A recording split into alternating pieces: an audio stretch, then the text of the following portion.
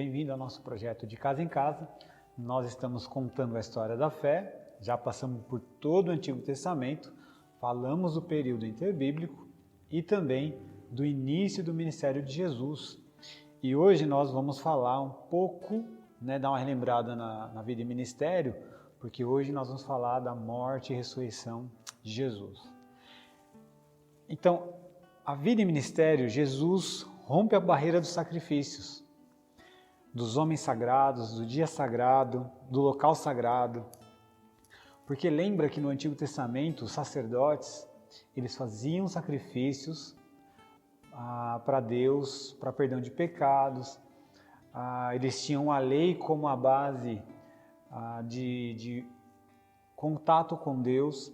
E de repente vocês têm Jesus, que na conversa com a mulher samaritana, em João 4, fica muito evidente, dizendo que haveria um tempo de chegar, e de fato esse tempo chegou, em que os verdadeiros adoradores não adorariam mais em Jerusalém, não adoraria mais no Monte Gerizim, adoraria em espírito e em verdade. Através de Jesus, através da vida, ministério, a obra de Jesus, nós rompemos com o dia sagrado, então não tem mais sábado. Nós rompemos com as pessoas sagradas, então não tem mais sacerdotes.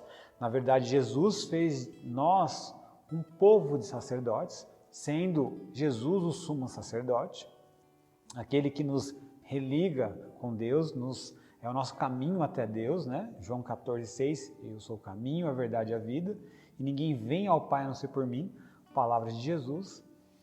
E também rompeu com o lugar sagrado, que era o templo em Jerusalém, e agora, onde eu estiver, onde eu me reuni com meus irmãos, ali Jesus está presente, ali é uma igreja. Não precisa só de estrutura. Aliás, nesse período de 2021 ainda pandêmico, nós temos cada vez mais viver uma igreja fora da estrutura. E Jesus irrompe tudo isso, e ao mesmo tempo, Jesus faz algo que é fantástico, que é o Deus Todo-Poderoso que precisava de sacrifícios para chegar até Ele, precisava de tantas coisas. De repente a gente percebe o Deus andando conosco, entre nós, mostrando sua face, seu amor, seu cuidado. Então, Jesus é o Emanuel, o Deus conosco. E aí tem uma passagem muito linda, que Jesus fala: quem me vê, vê o Pai. Então, quando a gente olha para Jesus, para a vida e ministério de Jesus, nós podemos contemplar o Pai. E Jesus, ele anuncia o reino, o reino de Deus é dos pobres, quando Jesus fala isso, mas não por privilégio, mas porque é o modo do próprio ser de Deus, de se importar com aqueles que estão à margem da sociedade. E aí não é só pobre no sentido financeiro. Toda vez que nós nos reconhecemos pobres, todas as vezes que a sociedade como um todo nos oprime, é muito mais fácil a gente reconhecer Jesus. E Jesus parece que se mostra mais favorável a nós ou a todos aqueles que estão sendo oprimidos. Quando você lê Tiago pergunta qual é a verdadeira religião. A verdadeira religião é cuidar das viúvas e dos órfãos, que naquele tempo eram as pessoas mais excluídas, e hoje nós temos várias pessoas assim. E depois de tudo isso, Jesus está para chegar no momento mais crucial do seu ministério, que é a cruz. Mas antes, ele chega no Getsemane e teve uma frase que eu li que eu achei fantástica. Aí pensa no Getsemane, na angústia, na oração de Jesus.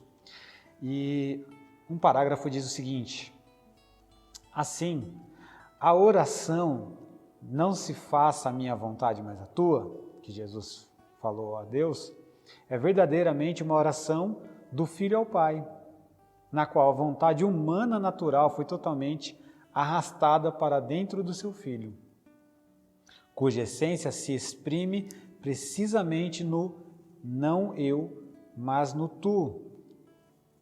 no abandono total do eu ao tu de Deus Pai. Mas este eu escolheu em si a oposição da humanidade e transformou-se de tal modo que agora, na obediência do Filho, estamos presentes todos nós. Somos todos arrastados para dentro da condição de filho. E por incrível que pareça, quem citou isso foi Ratzinger. E eu achei isso fantástico, porque Jesus, sendo Deus, ele olhou para o Pai e disse: Pai, se for possível, passa esse cálice. Mas eu nego o meu eu e me deleito a tua vontade, seja feita a tua vontade. Então, quando Jesus faz isso, ele está colocando a sua vontade de lado e pedindo a vontade do Pai sobre a vida dele, ele permanece. E essa permanência no ministério, naquilo que Deus queria para ele, o levou à cruz. E na cruz, na negação do eu, ele levou todos nós com ele até a cruz. E aí ele morreu. Então, nesse sentido, todos nós morremos com Cristo. Fomos sepultados com ele. Mas ao terceiro dia, Jesus ressuscitou e nós também ressuscitamos com o nosso Cristo. Então, a crucificação era um sinal, um castigo aos escravos. Não era a cruz, não tem esse símbolo bonito que temos hoje de carregar no peito. A cruz não era para pessoas boas.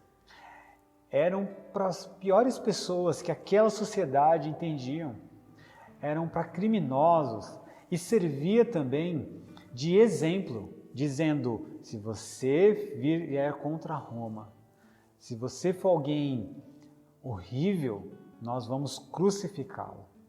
Então a cruz, naquele período, não era uma morte legal, não era uma morte para um Cristo.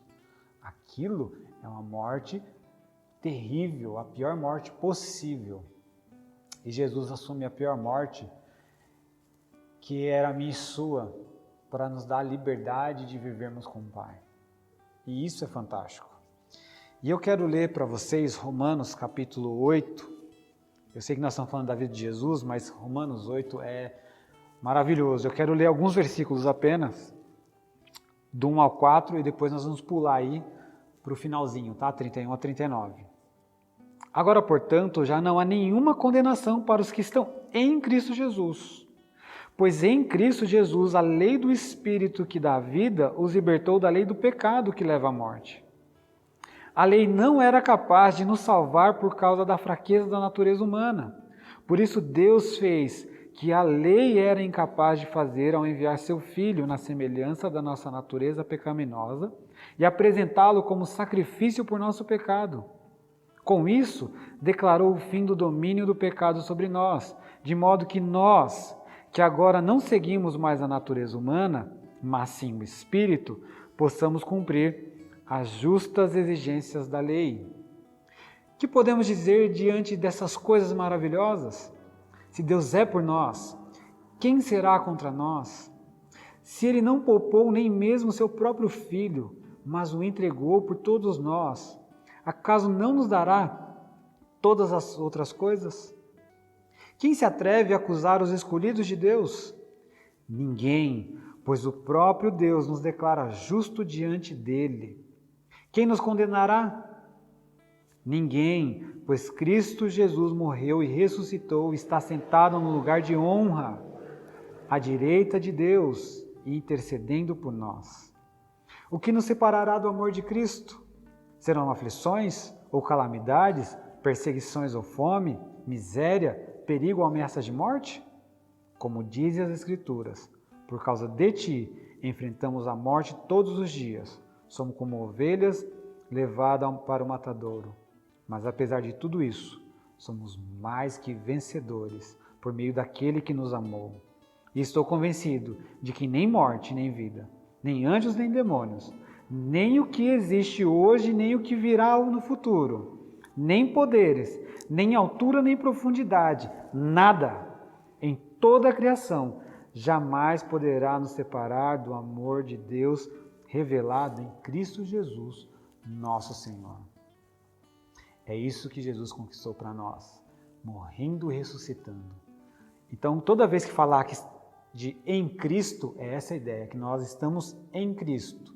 Nós estávamos em Cristo na sua morte, e nós estávamos em Cristo na sua ressurreição, e nós estamos em Cristo, protegidos por Cristo. Cristo é aquele que vem para impedir a ação do maligno sobre as nossas vidas. O castigo que viria sobre nós foi sobre Cristo. E Ele pagou. E a última palavra de Jesus na cruz foi tetelestai. Está pago. Tudo o que eu deveria fazer está consumado. Tetelestai. Acabou. Não há mais escrito de dívida sobre nós, porque Jesus pagou. E é diante de tudo isso que a gente tem que se maravilhar. É diante de tudo isso que nós temos que agradecer a graça generosa, abundante que Jesus derramou sobre as nossas vidas. E para terminar, 3 perguntas para a nossa reflexão. Primeira pergunta: qual foi o maior sacrifício de Jesus? Foi morrer na cruz ou vir como homem? Segunda pergunta: com a morte e ressurreição de Jesus, o que nós ganhamos? O que nos foi dado? E terceira e última pergunta: o que você tem feito da sua vida quando você olha para a morte e ressurreição de Jesus? O que a morte e ressurreição de Jesus tem afetado a sua vida a ponto que você tem falado, não, eu entendi a morte e a ressurreição, por isso eu vivo dessa forma. E aí no final a gente coloca as perguntas bem mais reduzidas para vocês entenderem, tá bom? Então, que Deus abençoe e boas reflexões.